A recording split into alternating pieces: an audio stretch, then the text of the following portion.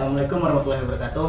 Perkenalkan, nama saya Tahir Rakiki, mahasiswa aktif Universitas Primagraha dengan NIM 223580. Di sini saya membuat video ini untuk memenuhi tugas mata kuliah perilaku keorganisasian dosen pengampu Ibu Sapitri Putri Derajat SEMM. Dan di sini saya sedang bersama Ketua LPM Lugas, Bapak TB Abdul Rashid Sidik.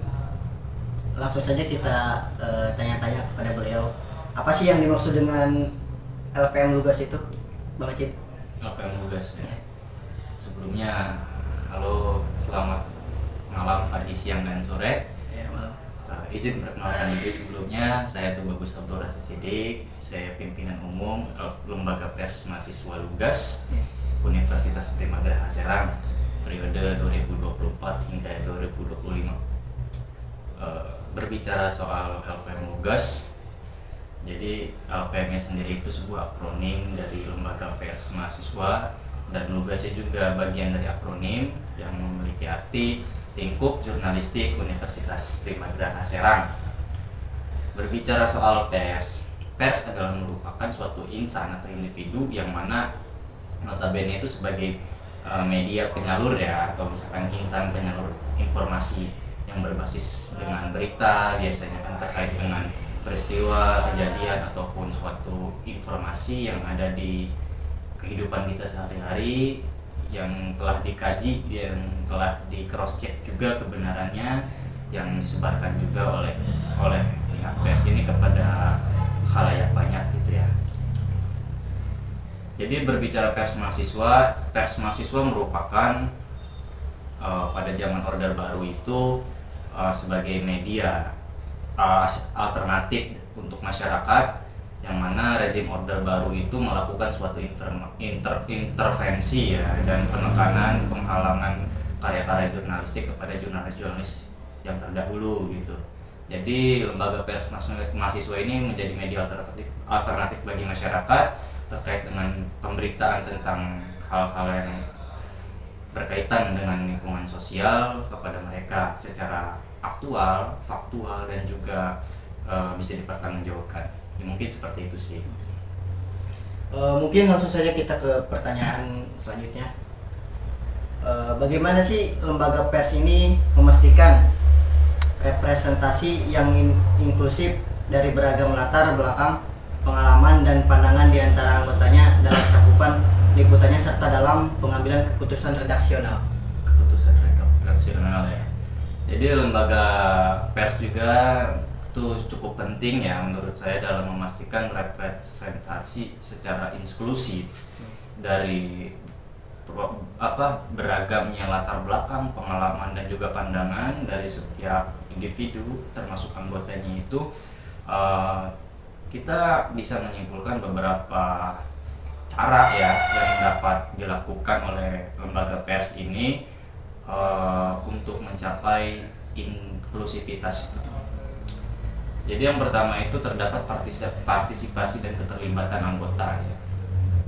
Jadi LPM itu harus mendorong partisipasi aktif dari seluruh anggota LPM dalam pengambilan suatu keputusan. Jadi dalam hal ini melibatkan suatu pemberian kesempatan bagi mereka untuk berkontribusi, memberikan masukan, dan juga turut berpartisipasi dalam diskusi redaksional. Partisipasi juga dapat mencakup berbagai macam aspek ya gitu ya kan, termasuk juga pemilihan topik liputan atau angle dari suatu kejadian ataupun peristiwa, penentuan narasumber, dan juga perencanaan editorial. Mungkin hal ini bisa mencakup kepada TOR ya. TOR yang sebelum tahap peliputan kita lakukan, kita kan membuat TOR dulu gitu, kayak semacam proposal ataupun rangkaian apa yang nanti akan kita liput gitu. Mungkin itu yang pertama. Dan yang kedua, adanya keragaman anggota gitu tuh. Jadi lembaga pers juga itu harus berupaya memiliki anggota yang berasal dari latar belakang yang berbeda gitu loh. Jangan kita mengambil anggota yang hanya dengan latar belakang itu saja ya gitu kan. Latar belakang itu mungkin termasuk etnis gitu ya, gender, agama, dan juga orientasi seksualnya itu. Maksudnya orientasi seksual tidak melulu tentang laki-laki ataupun perempuan gitu. Karena banyak juga jurnalis-jurnalis di lingkungan kita yang feminim ya, perempuan gitu kan, atau laki-laki berjiwa feminim kan mungkin ada gitu. Boti kan biasa kita sebut. Nah, dengan ini keberagaman pandangan dan pengalaman dapat diwakili secara lebih baik.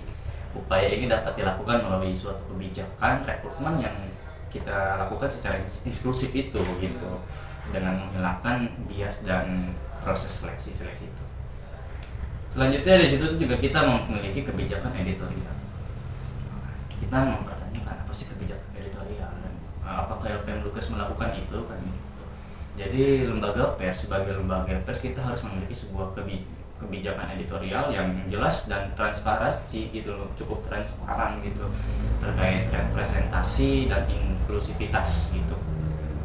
Ini dapat mencakup sebuah pedoman tentang penggunaan bahasa yang sensitif, penghindaran stereotip, dan pendekatan yang beragam dalam meliput sebuah berita gitu kan.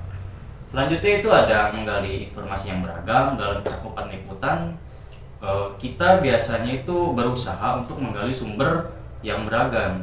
Jadi tidak melulu dengan salah satu sumber yang sama. Mungkin dapat menjadi berita yang monoton ya gitu kalau misalkan kita hanya dari satu sumber gitu ya kan. Karena itu nanti akan mewakili berbagai pandangan dan juga pengalaman yang nantinya dapat membantu untuk menghindari bias dan memastikan liputan yang lebih eksklusif gitu. Selanjutnya itu kita juga harus berpedoman atau berpatokan pada kode etik gitu, karena kita juga sebagai insan pers atau jurnalis yang memiliki kode etik jurnalistiknya itu. Jadi kita harus menghormati dan berpedoman teguh terhadap kode etik jurnalistik,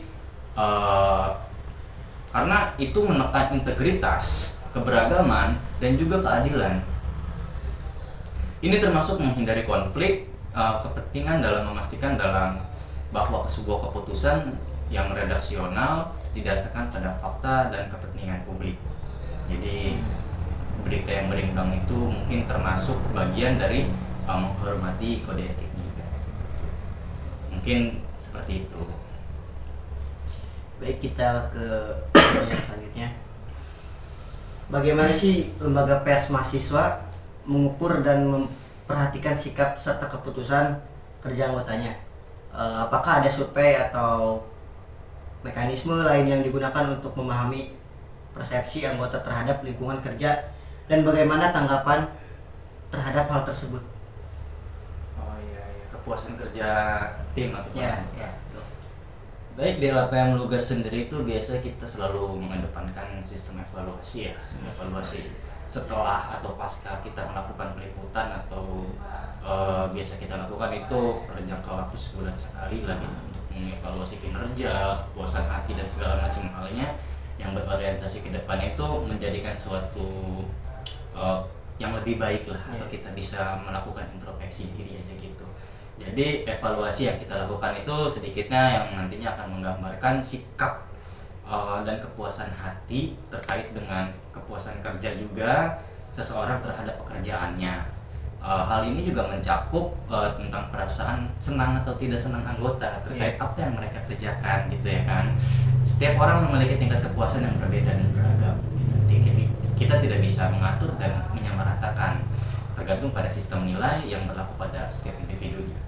Selanjutnya itu ada survei. Kita juga melakukan survei terkait dengan kepuasan kerja atau kita ingin mengetahui suasana emosi seseorang.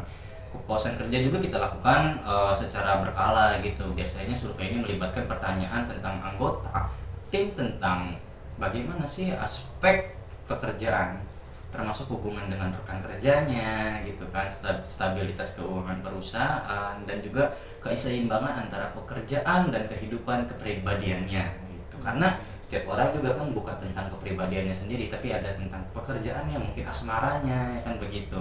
Jadi hasil survei yang nanti kita lakukan itu nanti kedepannya dapat membantu dan mendorong kita untuk lebih memahami persepsi anggota terhadap lingkungan kerjanya, memungkinkan lembaga pers juga untuk mengambil suatu tindakan dan keputusan yang lebih sesuai. Kita juga selain melakukan evaluasi dan survei, wawancara dan diskusi itu turut kita lakukan juga untuk mengetahui suasana hati dari anggota kita. Melakukan wawancara dan diskusi juga dengan anggota tim secara kelompok gitu. Kan ini memungkinkan anggota secara lebih mendalam menyampaikan pandangan terkait apa yang dipersepsikan oleh mereka atau yang ada di asumsi mereka terkait dengan kepuasan kerjanya itu.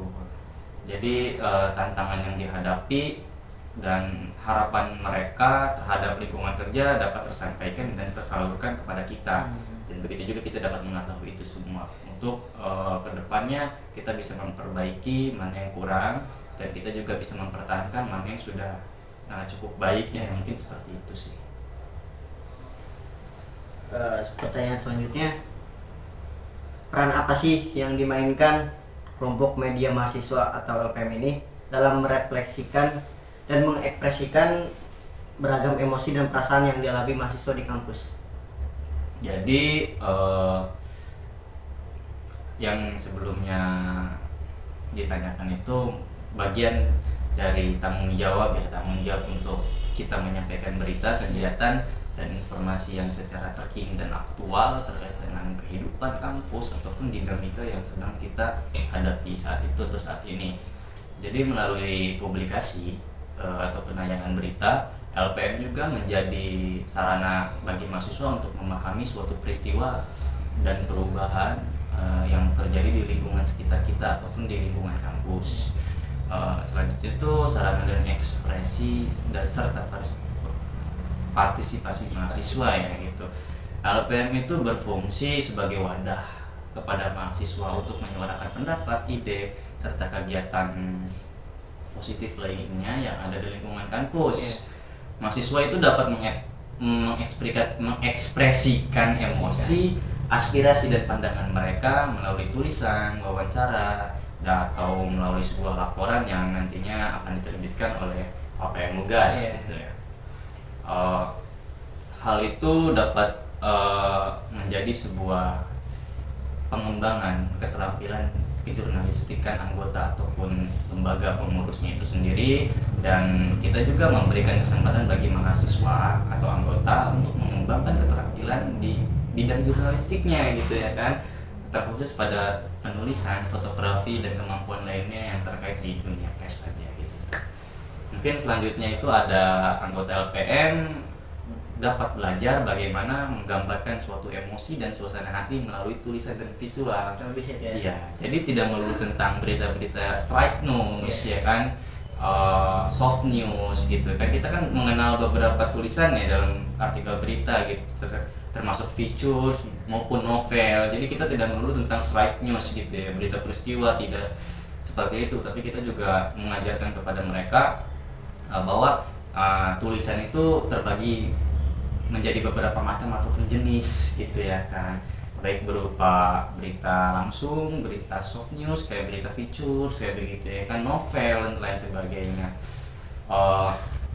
LPM Lugas juga itu menjadi suatu pemersatu masyarakat kampus yang mana keterbukaan informasi dan secara berkesinambungan antara lembaga dan pihak-pihak terkait itu menjadi suatu indikator dari pemersatuan masyarakat yang ada di kampus.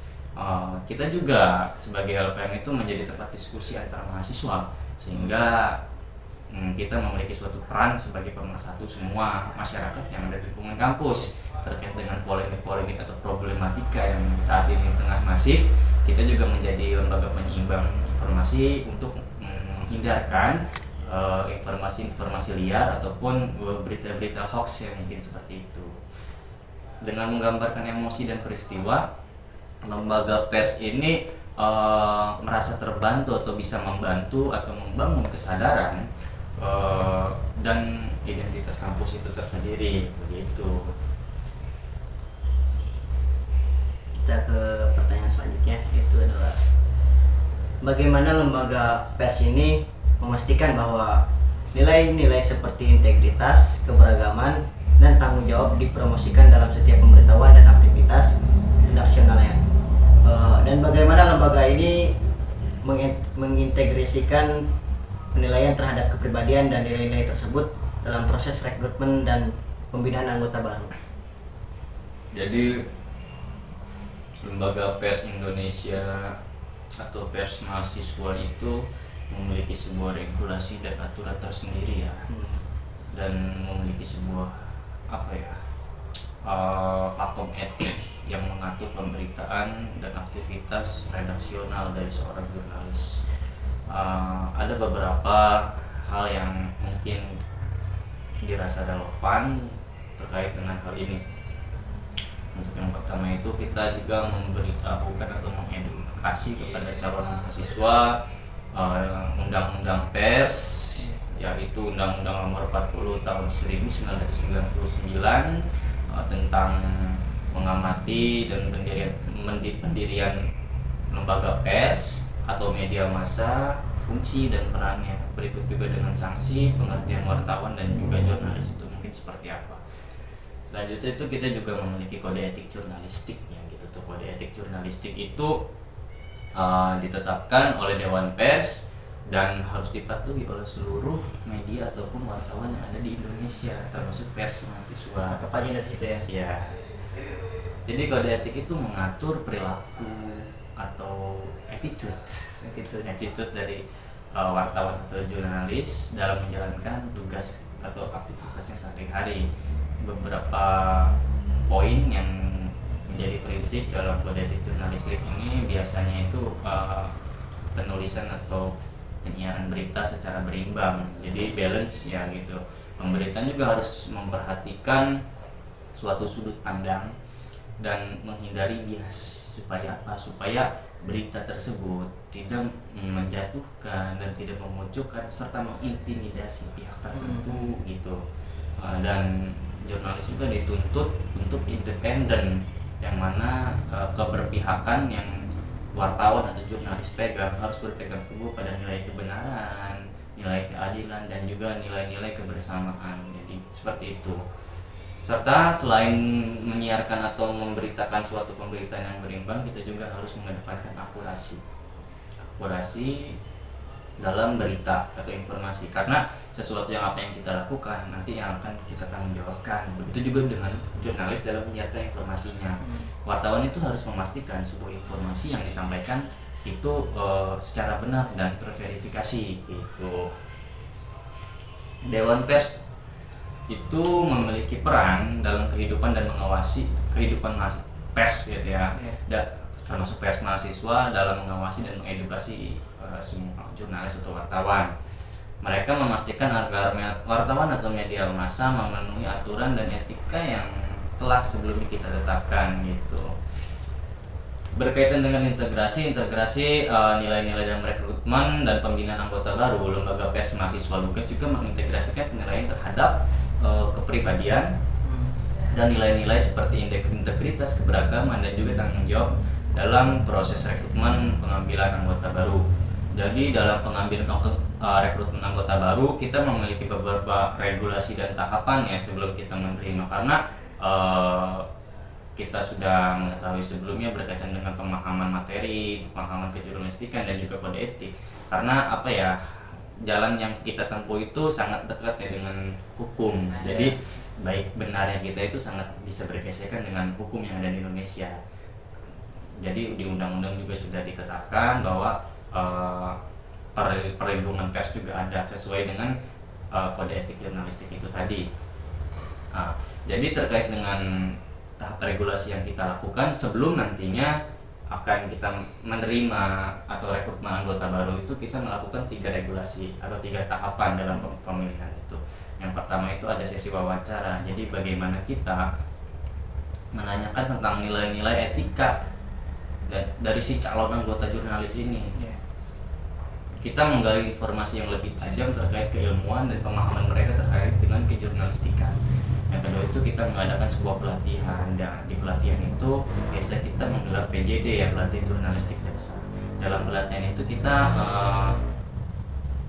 memberitahukan kepada mereka serta mengedukasi mereka terkait dengan kode etik jurnalistik dan nilai-nilai yang dijunjung, yang harus kita junjung tinggi. Terus segi penulisan berita atau reportase ya kan begitu. Dan juga kita juga mengenalkan mereka tipe-tipe foto-foto yang sesuai dengan kejurnalistikan itu mungkin seperti apa gitu. Selanjutnya itu kita juga melakukan evaluasi kerja. Dalam evaluasi kerja kita melihat bagaimana anggota baru itu dapat menerapkan atau seberapa jauh mereka mengimplementasikan nilai-nilai yang telah kita ajarkan tersebut dalam kinerjanya dan juga kehidupan mereka di kehidupan sehari-harinya. Mungkin itu. Bagaimana menurut Anda persepsi individu terhadap isu-isu tertentu dalam lingkungan kampus mempengaruhi pengambilan keputusan mahasiswa? Dan apakah ada faktor-faktor tertentu yang secara signifikan mempengaruhi cara individu dalam mempersepsikan suatu masalah sebelum mengambil keputusan? Dan bagaimana pengaruh liputan media terhadap persepsi dan pengambilan keputusan mahasiswa dalam konteks ini? Ya, jadi persepsi setiap individu terhadap isu-isu dalam lingkungan kampus memang sangat berpengaruh ya dalam pengambilan keputusan, khususnya pada keputusan pers mahasiswa. Jadi beberapa faktor itu banyak faktor lah, bukan beberapa lagi gitu kan. Banyak faktor yang dapat mempengaruhi terkait dengan isu-isu. Sejumlah faktor yang mempengaruhi cara pola pikir atau persepsi individu yang merepresentasikan suatu masalah sebelum mengambil keputusan itu. Yang pertama, kita menyimpulkan adanya pengalaman pribadi ya, gitu ya. Karena pengalaman masa lalu yang terjadi di setiap individu itu baik positif maupun negatif dapat membentuk suatu persepsi individu dalam suatu pengelolaan atau pengkajian suatu permasalahan atau isu ya gitu ya.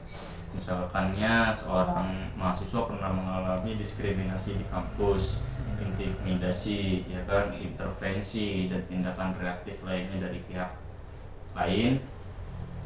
Jadi dapat mempengaruhi cara pandang mereka terkait dengan isu-isu terkait kesetaraan dan keberagaman yang ada di lingkungan itu. Selanjutnya itu faktor keyakinan dan nilai-nilai gitu tuh ya. Di setiap individunya itu menduduki peranan penting dalam membentuk sebuah persepsi. Mahasiswa juga dengan nilai-nilai yang kuat terkait suatu isu cenderung mempresentasikan pikirannya itu dengan cara yang sesuai dengan pandangan mereka gitu. Dalam konteks ini penting bagi mahasiswa untuk mengembangkan pikirannya secara kritis dan mempertimbangkan klausa ya atau sudut pandang dan sebab akibat dari apa yang akan mereka putuskan itu. Mungkin seperti itu sih gitu. Baik. Pertanyaan selanjutnya, bagaimana lembaga pers mahasiswa ini menerapkan konsep-konsep motivasi dalam menjaga semangat anggota tim dalam melaksanakan tugas-tugas jurnalistik mereka? Apakah ada program atau kegiatan khusus yang dilakukan untuk meningkatkan motivasi anggota seperti pelatihan reward system atau monitoring? Dalam LPM sendiri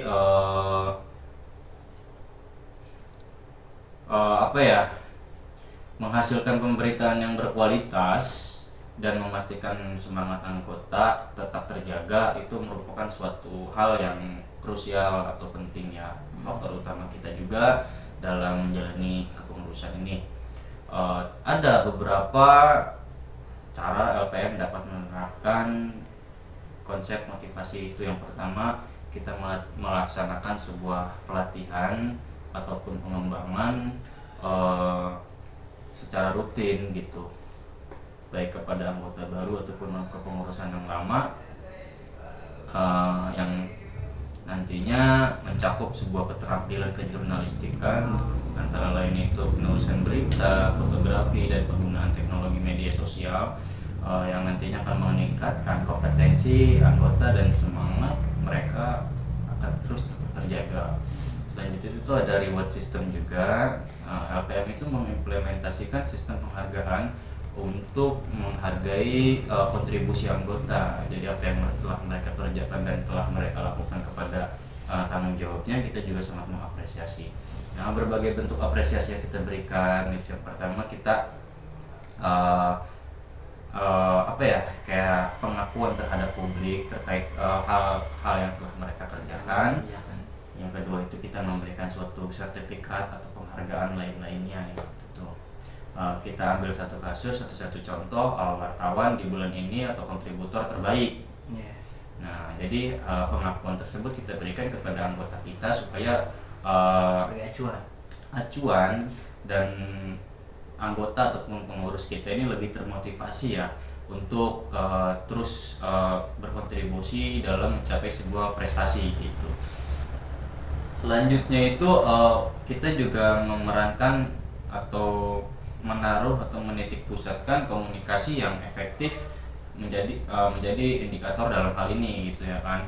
Jadi pemimpin dalam suatu organisasi ataupun manajemen perusahaan harus memiliki jiwa komunikasi yang tinggi dan terbuka serta transparan terhadap anggota dan kepengurusannya. Mereka bisa melakukan itu semua dengan mengadakan pertemuan secara rutin gitu ya kan, menggali sebuah masukan dan mendengarkan aspirasi anggota gitu ya kan. Jadi dari keberagaman pandangan, latar belakang, persepsi etnis, gender dan budaya itu dapat dilihat di saat kita mau mendengarkan keluh kesah, masukan, motivasi dan juga aspirasi anggota. Komunikasi yang baik itu dapat nantinya akan memperkuat kepemilikan mereka terhadap apa yang sedang mereka lakukan dan lembaga atau instansi apa yang mereka duduki saat itu. Serta juga nantinya dapat meningkatkan semangat kerja mereka. Mungkin gitu. Kita ke pertanyaan selanjutnya, bagaimana LPM ini memastikan bahwa komunikasi antara anggota redaksi berjalan lancar dan efektif dalam menghasilkan konten yang informatif dan menarik bagi pembaca? Jadi efektivitas dalam anggota redaksi ya. Yeah. LPM Lugas itu apa ya, sering memastikan atau misalkan kita memvalidasi suatu komunikasi yang lancar dan efektif antara anggota redaksi atau pembuat dari suatu artikel berita yang kita tayangkan gitu ya. Kita melakukan beberapa rangkaian cara gitu tuh untuk biasanya kita mengetahui efektivitas antar redaksi. Yang pertama itu struktur organisasi. Kita melihat dari struktur organisasi ini membantu tugas dari mana tugas dan tanggung jawab dari antar bidang dan divisinya masing-masing secara jelas gitu ya kan, sehingga setiap anggota tim tahu peranannya, tugasnya dan fungsinya apa gitu. Selanjutnya juga kita mengadakan rapat redaksi dan koordinasi gitu tuh. Tim LPM secara rutin mengadakan rapat redaksi untuk membahas rencana kerja ke depannya seperti apa ya kan, berita yang akan dikerjakan gitu ya kan, terkait dengan masalah-masalah yang mungkin akan timbul atau akan bermunculan gitu. Dalam rapat ini juga kita memastikan dan mengkoordinasikan kepada anggota tim untuk memperkuat kolaborasi antar divisi atau antar bidang itu. Selanjutnya itu kita juga memiliki kode etik dan pedoman kerja ya, karena kode etik dan pedoman kerja merupakan suatu hal yang memiliki korelasi yang sangat kuat itu keterkaitannya gitu ya. Karena kode etik ini atau pedoman kerja mengatur segala gerak-gerik dan juga aktivitas dari seorang jurnalis termasuk pers mahasiswa ini. Kode etik juga mencakup tanggung jawab jurnalis dan etika dalam melaksanakan tugas-tugas kejurnalistikan. Jadi setelah kita melakukan rangkaian yang di atas, kita juga ada yang namanya penggunaan media sosial.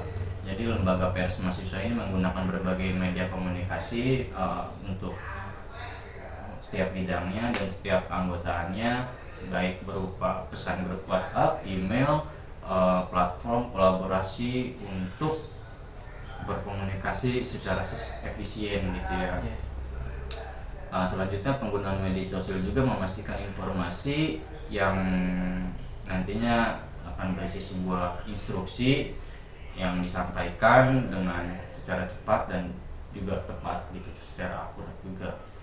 Jadi struktur yang baik, komunikasi yang baik, dan juga penggunaan media sosial yang efisien, LPM ini dapat menghasilkan suatu produk ataupun konten yang bernilai informatif dan juga menarik minat baca dari orang-orang banyak gitu. Mungkin itu sih. Kita menuju pertanyaan terakhir. Bagaimana proses pemilihan kepemimpinan dilakukan di lembaga pers ini? Apakah ada pelatihan atau pengembangan kepemimpinan yang diselenggarakan untuk anggota redaksi? Dan bagaimana lembaga pers ini memastikan bahwa kepemimpinan yang efektif dan inklusif dipraktikkan dengan dalam semua aspek operasionalnya? Jadi terkait dengan pemilihan kepemimpinan, kita merujuk pada ADRT ya. Gitu. Sebagaimana ADRT juga menjelaskan dan mengatakan bahwa kepemimpinan yang nanti diemban itu memiliki suatu kategori kelayakan. Yang pertama itu beliau si calon pemimpin ini nanti harus mengikuti atau sudah mengikuti PJD dan tahap-tahap yang lainnya, termasuk juga memiliki kontribusi terhadap LPM Lugas sekurang-kurangnya 1 tahun.